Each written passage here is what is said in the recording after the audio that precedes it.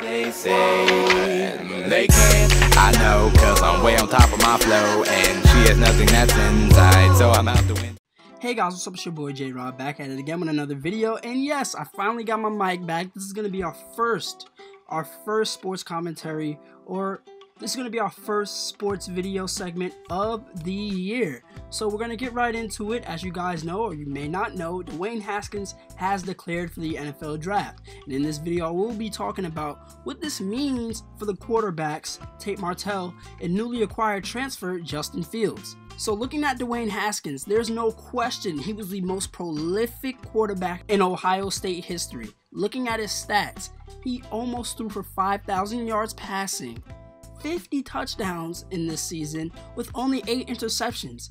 And on top of that, his completion percentage was 70%, which I believe is absolutely amazing. So Ohio State is definitely going to miss him next year. Now granted, a lot of people were kind of skeptical because he couldn't run that well, but his pocket passing still worked out fine. One game that he was definitely exposed was the Penn State game, and watching that I was like, his mobility in the pocket is just not that good, and he's gonna have to work on it. And he did work on it later in the season, and hopefully he improves on it when he goes to the NFL, because I believe he is going to be a top draft pick. Now, with the absence of Dwayne Haskins, we have two quarterbacks rather, who are in line to become the starting quarterback. Now, a few weeks ago, we only thought it would be one, and maybe a dark horse candidate, Matthew Baldwin. But no, instead we do have Justin Fields and Tate Martell. And I gotta tell you, Tate Martell is probably happy that Dwayne Haskins declared. Because if Dwayne Haskins stayed, that means Dwayne Haskins would play another year. With Dwayne Haskins gone, there's still a possibility that Tate gets to play. One, because he could win the battle, or two, Justin Fields, we don't know about his eligibility yet.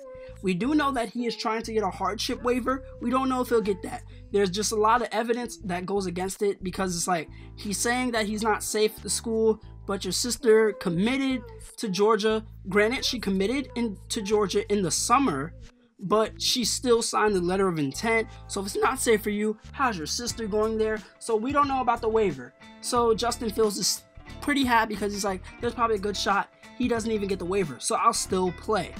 All right, and even if they do go into the battle, even if Justin Fields does win the hardship case, who's starting? Now, we do know that Justin Fields does not know the offense like Tate Martell. Tate Martell, he knows the offense pretty well. You know, he's got a lot of rapport with the coaches, and he knows the offense. But Tate Martell, he's just got the talent. He's got more talent, and I believe that he would be the better quarterback for this team. And initially, you look at the size of the quarterbacks. Tate Martell's like 5'11", and Justin Fields 6'3". Okay, looking at the prototype quarterback size, you would want Justin Fields. But history has shown these short little quarterbacks ain't nothing to play with, because look back at it, you had Baker Mayfield, and you also had Johnny Manziel, and you also had, what's his name? Oh yeah, Kyler Murray. Kyler Murray. So you got all these quarterbacks under 6 feet who basically have the same tools as Tate Martell. Tate Martell can, I'm not going to say easily be those guys, but that's like the ceiling. Like, Kyler Murray was on another level. I don't think we'll ever see another quarterback do what he did. That was just insane. All right, I thought Johnny Manziel might have had the best season ever, and no, Kyler Murray blew that out of the water. Unbelievable. Kyler Murray is a much better, I'm not going to say much better passer, but Kyler Murray is a better passer than Johnny Manziel was. Okay, and he's playing baseball, which is crazy. So, do I believe that Tate Martell can like transform into those type of players?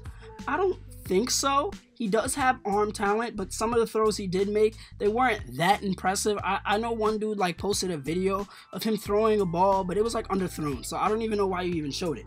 All right, to be honest, I think what's gonna happen is that Justin Fields is probably not gonna win the hardship case, which means that Tate Martell is gonna start at QB for 1 year, and that's it. 1 year and that's it, and then Justin Fields is gonna win. Justin Fields is gonna win the battle. Okay, because, you know, Justin Fields, if he does win, you know, that's not real. Is it really an advantage for his QB battle? Because he has less experience with the offense. You give Justin Fields 1 season, a redshirt season, to learn that offense. You really think Tate Martell is going to take it from him? Okay? And I don't see this team making a college football playoff push with Tate Martell at QB. All right? I don't see it, okay? And Tate Martell, I mean, the presence of Tate Martell has led to quarterbacks like decommitting from this school, believe it or not. Emory Jones. Now, here's the problem with quarterbacks. They make soft commits that, like, a lot of them, they don't really commit to schools. They say it, and then they flip-flop, like Tate Martell committed to Texas A&M. Justin Fields committed to Penn State. So, like, we had a quarterback, Emory Jones, committed to us, you know, just for shits and giggles because he started visiting other schools. And people's like, oh, he's going to go to Alabama. He didn't go to Alabama. He ended up going to Florida. But Felipe Franks, I don't think he's a senior, so Felipe Franks will start again. So I don't know what's going to happen with him. And also we had Dwayne Mathis, and the Dwayne Mathis, Justin Fields, Tate Martell triangle is very interesting because when you look at it, Dwayne Mathis decommitted from Ohio State, went to Georgia, and then a few weeks later, people are like, oh, Justin Fields is transferring and Ohio State's on his list. So it makes you wonder, like, did Dwayne Mathis know all along that Justin Fields was going to transfer? Because that would be the only thing that would make sense for him to transfer. Because, like, this just, it's so weird, honestly. But looking in the future, I do believe that Justin Fields one day will be the starting quarterback for the Buckeyes. And I'm sorry, Tate, this guy's just better. I've watched the tapes. I watched their high school stuff. I watched their stuff in college.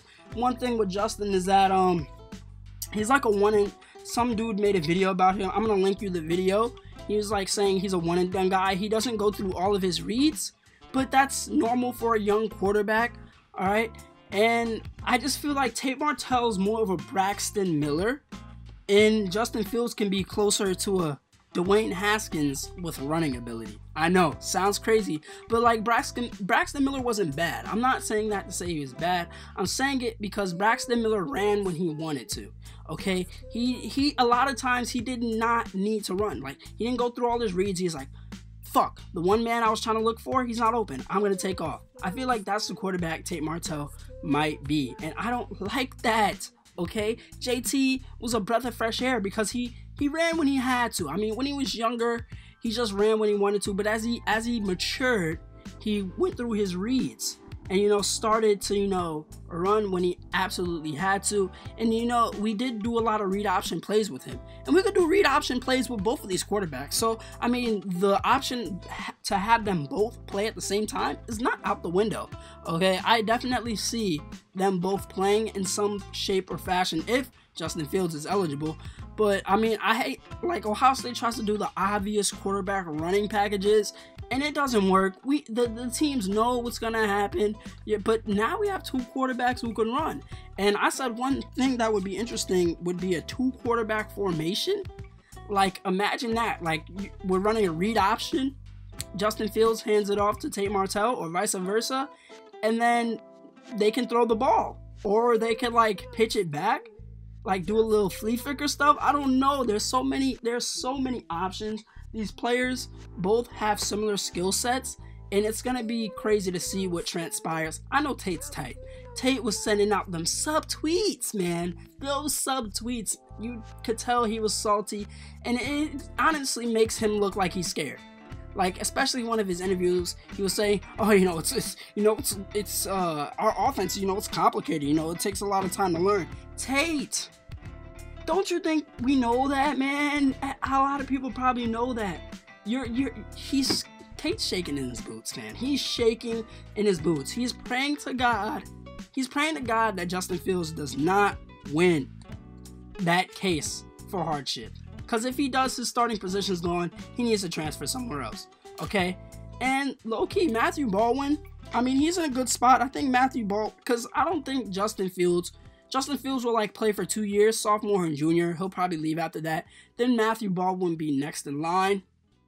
And Matthew Baldwin's going to be a redshirt freshman next year, I believe. So Matthew Baldwin's a good quarterback, too. Don't sleep on him. Lake Travis, he's nice. He is nice, okay? So, yeah, that's what I see in the future for the Buckeye quarterbacks. Hopefully you enjoyed this video.